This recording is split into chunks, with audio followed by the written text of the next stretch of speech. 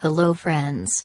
Many people are familiar with the emotional moment in Titanic, when Kate Winslet's character sacrifices her place on the lifeboat to be with Leonardo DiCaprio's character. But did you know the dramatic scene is based on a heart-wrenching true story?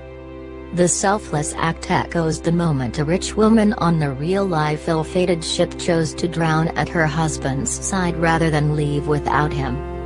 When the RMS Titanic hit the iceberg on the evening of April 14, 1912, Isidor Straus, owner of Macy's department store, and his wife Ida, has gone to bed for the night.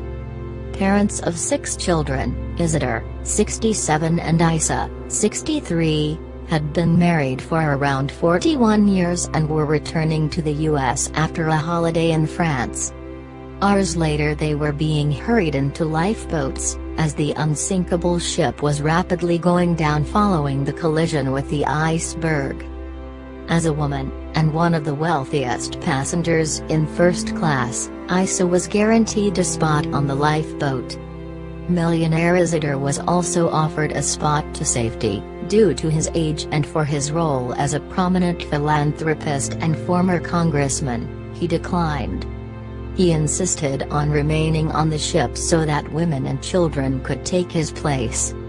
Isa refused to be separated from her husband, and they agreed that they would both go down with the ship together.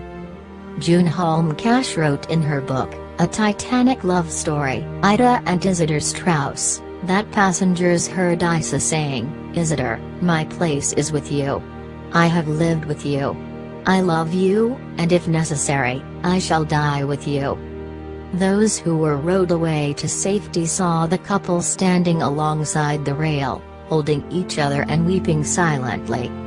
Isidor's body was recovered at sea, along with 306 others, but Ida's was never found. A memorial service was later held for the couple on May 12, and 6,000 people attended the service, with thousands more standing outside in the rain trying to get admitted. The Titanic movie featured a touching montage of people on the ship, which included an old couple hugging on a bed, in a nod to the Straus lovers and many others who perished on the ship. There is also another story of Titanic's first-class passenger Jack Thayer.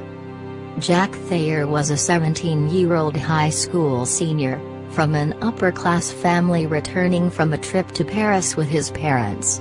In the confusion following the collision with the iceberg, Jack became separated from his parents. Jack and a young man he'd met on board named Milton Long, stayed together as the ship's bow sank lower. Just before the Titanic sank, they decided to jump from the rail. Milton went first. Jack never saw him again. From the icy water, Jack looked up to see Titanic's second funnel topple into the sea close by, creating suction that pulled Jack underwater. When he surfaced, he found himself close enough to climb up on top of Collapsible B, a lifeboat which had ended up in the water upside down. From his precarious perch, Jack witnessed the last moments of the Titanic as the stern rose, then sank under the dark, cold water. At first it was quiet. Then the cries began. Jack said that it soon became one long continuous wailing chant, "From the 1500 in the water all around us." The terrible cries faded away. The other lifeboats did not return. It was, Jack said later, the most heartrending part of the whole tragedy. Of the 2,208 people on board the Titanic, 712 survived.